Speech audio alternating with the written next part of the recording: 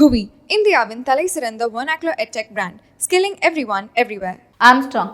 இந்த பேரை கேட்ட உடனேயே உங்க எல்லாருக்குமே நல்லாவே தெரிஞ்சிருக்கும். இந்த வீடியோவில் இன்னைக்கு நான் எதை பற்றி பேச போகிறேன், யாரை பற்றி பேச போகிறேன் அப்படிங்கிறது. தமிழகத்தினுடைய தலைநகரான சென்னையில், கேபிட்டல் சிட்டியில் ஒரு மிகப்பெரிய ஒரு கொலை நடக்குது. இந்தியா முழுக்கவும் இது ஒரு அதிர்வலைகளை ஏற்படுத்துது. குறிப்பாக தமிழகம் எடுத்துக்கிட்டோம் அப்படின்னா, சென்னையில் நடந்த ஒரு கொலை அப்படிங்கிறது தமிழகம் முழுக்கவும் ஒரு மிகப்பெரிய அதிர்வலைகளை ஏற்படுத்தியிருக்கு. தேசிய தலைவர்கள் எல்லாருமே இரங்கல் தெரிவிக்கிறாங்க அப்படின்னும் போது யார் இந்த ஆம்ஸ்ட்ராங் அப்படின்ற ஒரு கேள்வி வருது. இன்னும் குறிப்பாக தமிழர்களுக்கு புரிகிற மாதிரி சொல்லணும் அப்படின்னா, திரைப்பிரபலங்கள் உட்பட பலரும் தங்களுடைய கருத்துக்களையும் இரங்கல்களையும் முன் வச்சுக்கிட்டு இருக்காங்க. குறிப்பாக நேற்றைக்கு இந்த சம்பவம் ஒரு 6:30 மணிலேருந்து 7 மணிக்குள்ளே நடக்குது. சம்பவம் நடந்த அடுத்த சில மணி நேரங்கள்லேயே அந்த இடத்துல இயக்குனர் ப. ரஞ்சித் தலையில் அடிச்சுட்டு கதறி கதறி அழுகிற வீடியோ ஒன்று நம்ம எல்லாருமே பார்த்துருப்போம். ரொம்ப வைரலாச்சு. ப. ரஞ்சித் அவர்கள் ஏன் அழணும்? யார் இந்த ஆம்ஸ்ட்ராங்? விசிக தலைவர் ஏன் பார்க்கணும்? மாரி செல்வராஜ் ஏன் பார்க்கணும்? ராகுல் காந்தி ஏன் ட்வீட் போடணும்? விஜய் ஏன் ட்வீட் போடணும்? ஸ்டாலின் அவர்கள் ஏன் ட்வீட் போடணும்? ஸோ இப்படி எல்லாருக்குமே பல கேள்விகள் இருக்கும். முதல்ல ரஞ்சித் அவர்கள் கதறி கதறி அழுறதுக்கு என்ன காரணம்? ஆம்ஸ்ட்ராங்குக்கும் ரஞ்சித்துக்கும் என்ன சம்பந்தம், என்ன உறவு அப்படிங்கிறது தான் இந்த வீடியோவில் பார்க்க போகிறோம். உத்தரப்பிரதேசத்தில் பகுஜன் சமாஜ் அப்படின்ட்டு ஒரு கட்சி இருக்குது. இந்த கட்சியை பலருக்கும் தெரிஞ்சிருக்கும், ஒரு சிலருக்கு தெரியாமல் கூட இருந்திருக்கலாம். இந்த கட்சியினுடைய தலைவர் மாயாவதி ஒரு கிரேட் ப்ராமினன்ட் லீடர், ஒரு தலித் லீடர் அப்படின்னும் இவங்களை சொல்லுவாங்க. அதே மாதிரி இந்த கட்சிக்கு மாநிலத்திலையும் ஒரு அங்கம் இருக்குது, அதாவது தமிழகத்தில் ஒரு அங்கம் இருக்குது. பிஜேபிக்கு எப்படி தமிழக பாஜக அப்படின்ட்டு இங்கே ஒரு அங்கம் இருக்கோ, இங்கே பாஜகவை வளர்க்குறதுக்கான வேலை செய்கிறாங்களோ, இங்கே எப்படி தமிழக பாஜகனுடைய தலைவராக அண்ணாமலை இருக்காரோ, அதே மாதிரி இந்த பிஎஸ்பி பகுஜன் சமாஜ் பார்ட்டியினுடைய தமிழக தலைவராக தான் இந்த ஆம்ஸ்ட்ராங் அவர்கள் இருந்திருக்காரு. இவர் கிட்டத்தட்ட 17 ஆண்டுகளாக இந்த கட்சியில் மாநில தலைவராக தமிழகத்தில் இருந்துக்கிட்டு இருக்காரு. இது ஒரு பக்கம் இருக்கட்டும். சென்னை தான் ஆம்ஸ்ட்ராங்கினுடைய பூர்வீகம். இவருடைய இளமை காலம் அப்படின்னு பார்த்தோம்னா திராவிட கொள்கைகளால் ஈர்க்கப்பட்டவர். இவருடைய அப்பா தீவிர திராவிடர் கழகத்தினுடைய ஆதரவாளர், திராவிட இயக்கத்தினுடைய ஆதரவாளராக இருந்த அப்பா சின்ன வயசுலேருந்தே ரொம்ப பொலிட்டிக்கலி ஆக்டிவாக இருப்பார். அப்பாவை பார்த்து இவரும் ஆக்டிவாக பொலிட்டிக்கலில் திராவிடின் ஐடியாலஜியில் வந்தவர். பிற்காலத்தில் விளிம்பு நிலையில் இருக்கக்கூடிய மக்கள் மேலே அக்கறை கொண்டு அந்த மக்களுக்காக நலன் செய்யணும், அந்த மக்கள் சார்ந்த உரிமைகளை மீட்டெடுக்கணும் அப்படின்றதுக்காக அரசியலில் ஈடுபட ஆரம்பிக்கிறாரு. இளமை காலங்களில் அந்த மக்களுடைய உரிமைகளை மீட்டெடுக்கணும் அப்படின்றதுக்காகவே இவர் லா படிக்கிறாரு. பேசிக்காகவே இவர் ஒரு அட்வொகேட்டான ஆம்ஸ்ட்ராங் பிற்காலத்தில் 2000 அரசியலில் ஆக்டிவாக ஈடுபட ஆரம்பிக்கிறாரு. 2006 டாக்டர் பீமாராவ் தலித் அசோசியேஷன் அப்படின்ட்டு அவருடைய நண்பர்களோடு சேர்ந்து, அவர் வசிக்கக்கூடிய பகுதியில் இருக்க இளைஞர்களோடு சேர்ந்து இந்த அமைப்பை தொடங்குறாரு. இந்த அமைப்பை தொடங்கி தொடர்ந்து தலித் மக்களுக்காக மட்டும் இல்லாமல் அனைத்து சமூக மக்களுக்காகவும் அவர்களுடைய உரிமைகளுக்காகவும் போராடிக்கிட்டும் அவங்களுக்காக குரல் கொடுத்துட்டும் வந்திருக்காரு. 2006 நடந்த உள்ளாட்சி தேர்தலில் இவர் சுயேட்சை வேட்பாளராக யானை சின்னத்தில் போட்டியிடுறாரு. சுயேட்சை வேட்பாளராக போட்டியிட்டு வெற்றியும் பெறுறாரு.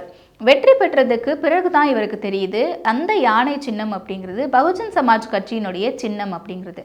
2007 இவர் கட்சி சார்ந்து நகர ஆரம்பிக்கிறார். அதாவது அதே பகுஜன் சமாஜ் கட்சியிலேயே போய் சேர்றாரு. அதன் பிறகு தொடர்ந்து இன்னைக்கு வரைக்கும் அவருடைய மரணம் வரைக்குமே அவர் பகுஜன் சமாஜ் கட்சியினுடைய தமிழக மாநில தலைவராகவே இருந்திருக்காரு. கிட்டத்தட்ட 16-17 ஆண்டுகள் இவர் பிஎஸ்பியினுடைய தமிழ்நாடு லீடராக இருந்திருக்காரு. சுயேட்சை வேட்பாளராக வெற்றி பெற்று கவுன்சிலரான அந்த காலகட்டத்திலேயே அவர் அந்த மக்களுக்கு நிறைய நலத்திட்ட உதவிகளை செய்திருக்காரு. குறிப்பாக சொல்லணும் அப்படின்னா ஒடுக்கப்பட்ட மக்களுக்கான பல்வேறு உதவிகளையும் அவர் செய்திருக்காரு. இன்னும் அவர் தலைமையில் நடத்தப்பட்ட பல போராட்டங்களின் வெளிப்பாடாக அங்க இருக்கக்கூடிய 2500க்கும் மேற்பட்ட தூய்மை பணியாளர்களுக்கு நிறைய உரிமைகள் வழங்கப்பட்டிருக்கு. இன்னும் தெளிவாக சொல்லணும் அப்படின்னா தூய்மை பணியாளர்கள் பலரும் போதிய பாதுகாப்பு உபகரணங்கள் எதுவுமே இல்லாமல், சரியான ஊதியம் இல்லாமல், பணியிட பாதுகாப்பு இல்லாமல் நிறைய பேர் அப்போ இருந்தாங்க.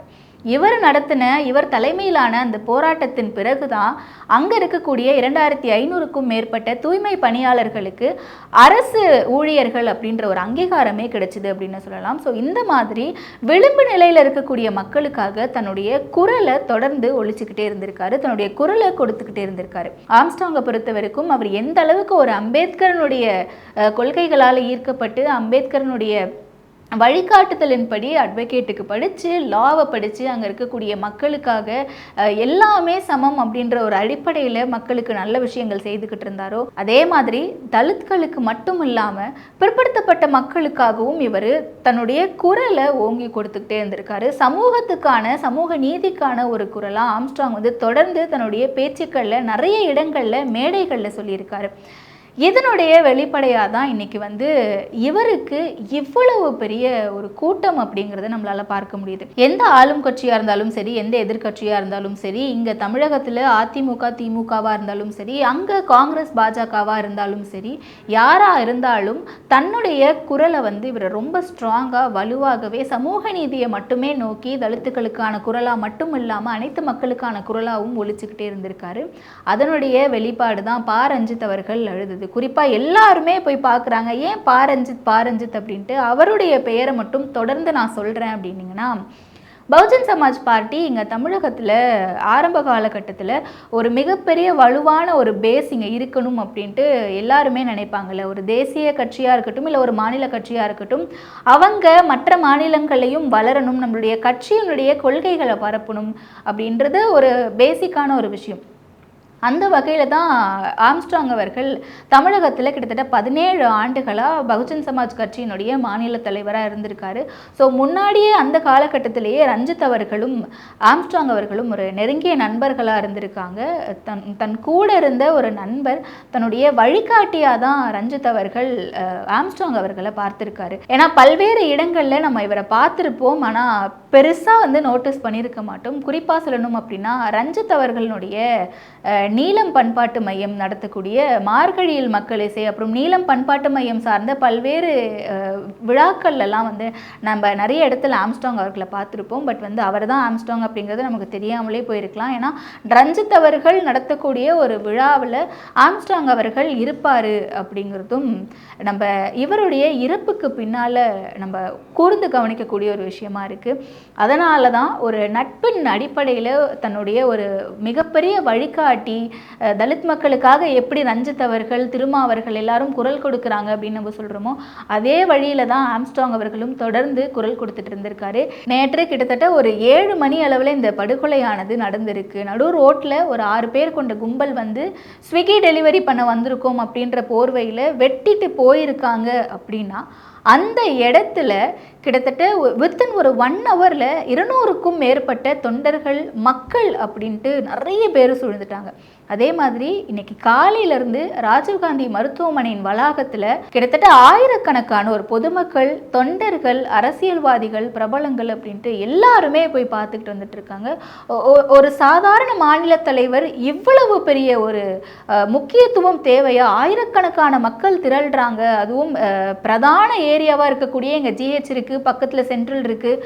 இவ்வளோ ஒரு இம்பார்ட்டன்ஸ் அவருக்கு கொடுக்குறாங்க அப்படின்னா, அவர் அந்த மக்களுக்காக, மக்களுடைய குரலா எந்த அளவுக்கு வலுவா ஒழிச்சிருப்பாரு அப்படிங்கிறத கண்டிப்பா நம்ம யோசிச்சு பார்க்கணும். ஸோ மக்களுடைய குரலா, மக்களுக்காக அவர் எந்த அளவுக்கு வலுவா ஒழிச்சிருப்பாரு அப்படின்றதுக்கான ஒரு எடுத்துக்காட்டா தான் இன்னைக்கு அவருடைய இறப்புக்கு அவரை பார்க்க சூழ்ந்திருக்கக்கூடிய இந்த மக்கள் கூட்டம் அப்படிங்கிறது நம்மளால புரிஞ்சுக்க முடியுது. இவருடைய இறப்புக்கு பின்னாடி பல்வேறு விஷயங்கள், பல்வேறு சர்ச்சைகள் இருக்கு அப்படின்னு சொன்னாலும் கூட, உண்மையான நிலவரம் என்ன, உண்மையான காரணம் என்ன, ஏன் இவர் கொல்லப்பட்டாரு, முன்பகைதான் காரணமா, இல்லை வேறு ஏதாவது காரணங்கள் இருக்கா அப்படிங்கிறத காவல்துறை விசாரணையில் தான் நமக்கு முழுமையாக தெரிய வரும். காவல்துறை நேற்றைக்கு இரவிலிருந்தே 8 பேரை கைது செய்து விசாரணை நடத்திக்கிட்டு இருக்காங்க. அது மட்டும் இல்லாமல் இந்த பக்கம் தனிப்படை அமைச்சும் தங்களுடைய விசாரணையை தீவிரமாக நடத்திக்கிட்டு வந்துட்டு இருக்காங்க. காவல்துறையினுடைய முழுமையான விசாரணைக்கு பிறகுதான் இவருடைய மரணத்தில் இருக்கக்கூடிய அந்த மர்மம் அப்படிங்கிறது முழுமையாக வெளியே வரும். குவி, இந்தியாவின் தலை சிறந்த vernacular edtech brand, skilling everyone everywhere.